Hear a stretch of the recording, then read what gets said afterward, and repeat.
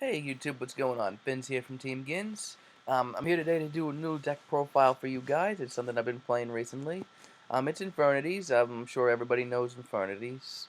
It was a pretty popular deck a couple of years back. It's starting to slowly gain back its popularity, which is something that I like to see. I love synchro-based decks. Um, so without further ado, here's the deck list. It's pretty standard with a couple of different tech cards thrown in here. So first off is the pretty standard stuff.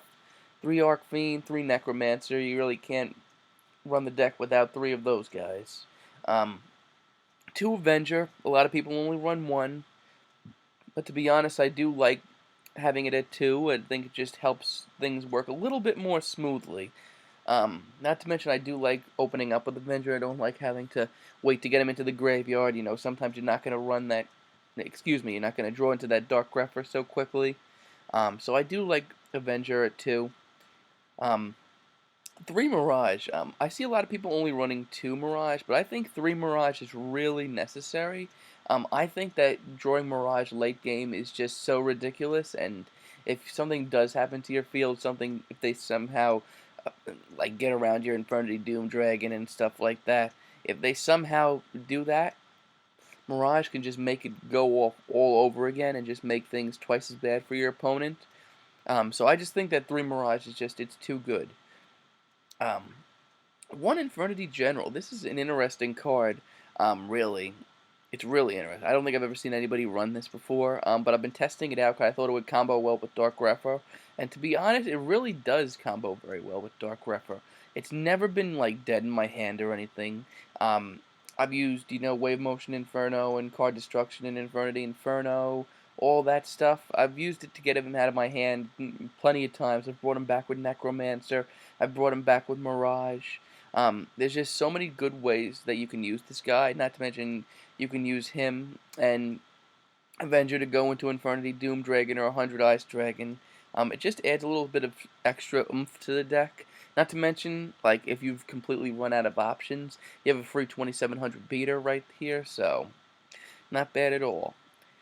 2 Dark Grepher. I know a lot of people run 1 Grepher and 1 Armageddon Knight or something along those lines, or maybe 2 Armageddon Knights. To be honest, I would just so much rather run 2 Dark Grepher, make it a lot easier on myself, and 1 Stygian Street Patrol. You know what it does, remove it from play, and special summon a Fiend with 2,000 or less attack from your hand. It really works well with Arc Fiend, if Arc Fiend's the last card in your hand, and you've already used your normal summon. Not only do you get that special summon, but you get that search as well, so Stygian Street Patrol is really necessary. Now onto the spells. I'm trying out 1 Wave Motion Inferno. Sometimes I really love it. Sometimes I really hate it. I love opening up with it. I think it's great if you open up with it. It really gets the cards. It really gets things rolling. Like, if I don't open up with it, maybe I'll go off by like turn 2 or turn 3. But if I open up with this, I can probably go off on turn 1. So Wave Motion Inferno is kind of iffy to me. Um, 1 Infernity Launcher, obviously. 1 Monster Reborn. Triple MST, you're going to want to make sure that you're cleared for takeoff, basically, if you're going to go in for the kill on your opponent. Dark Hole, and Card Destruction. Now on to the traps. 2 Infernity Inferno. I've seen people run 3. I think 2 is just like the magic number. I think 2 is great. I don't want to draw into it too quickly. And not to mention, like, I do want to open up with it, but I don't want to be drawing it late game. I think it's a terrible late game draw. Double Infernity Break. I think 2 is just great. I love removing from play Mirage for Infernity Break and then bringing him back with Leviair. I think that's a fantastic. I think it's fun. Um, Triple Infernity Barrier, obviously. Starlight Road. I think that Starlight Road is pretty much a staple in this deck. You're going to be going off a lot, and not to mention, you're going to be setting probably one of the biggest back row decks around, so you're going to want to make sure that you're ready for that. 1 Bottomless Trap Hole, I think 1 is just perfect. 2 Mirror Force, 2 Dark Bribe, just for extra protection. I do love Dark Bribe. 2 Compulse, I think this card's ridiculous in this deck. Just in case your opponent gets off that Black Rose play or like a Zen main, it gets right out of there. And Double Fiendish Chain, I think Fiendish Chain is fantastic in this deck. I'm just going to go over the extra deck quickly. Stygian Sergeants, I love this card. Not a lot of decks can run this card, but I think this card is fantastic here. Um, Black Rose Dragon.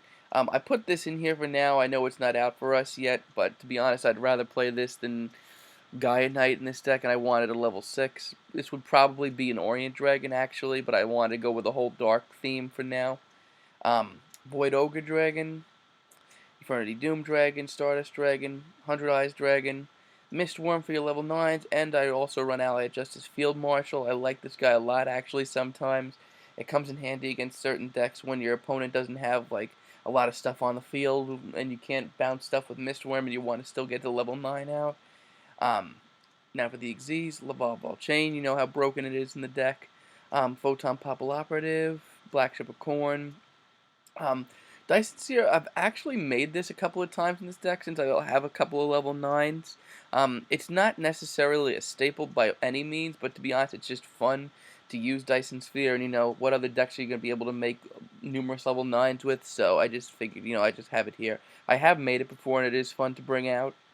One Heliopolis, you know, you do have a lot of level 8s, and you know, it's fun to sometimes bring them out in this deck. And finally, Levier. I talked about how great this is with Mirage and Infernity Break earlier. For the most part, I do love the deck. I do love how fast it can be if you set it up the correct way. And as I said earlier, I love synchro-based decks. I think that they're just so fast, so furious, so ridiculously in tune. No pun intended. But the one problem, I have two problems with this deck.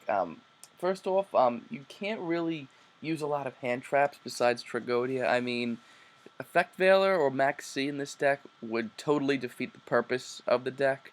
I mean, Effect Veiler, it could just sit in your hand, and it could be the difference between, like, that and, like, going off completely. So you can't really run Effect Veiler, and Max C would be terrible, too, in this deck. I mean, think about it. Like, if you drop Max C and you end up drawing a bunch of cards that would stop your opponent, sure, but now you have a card, you got a handful of cards that you have to take care of again. It kind of defeats the whole purpose of the deck again. And the only other real problem that I have with this deck is I don't know what to side deck for this. Like, I don't know what to put in the side deck. For the most part, like, I love the deck, but it's kind of like a structure. Like, I can't side in certain cards, so if you guys have any ideas for that, please leave a comment down below. But I'm going to upload a couple of dueling videos with this today, and be sure to like, comment, and subscribe, guys. Take it easy.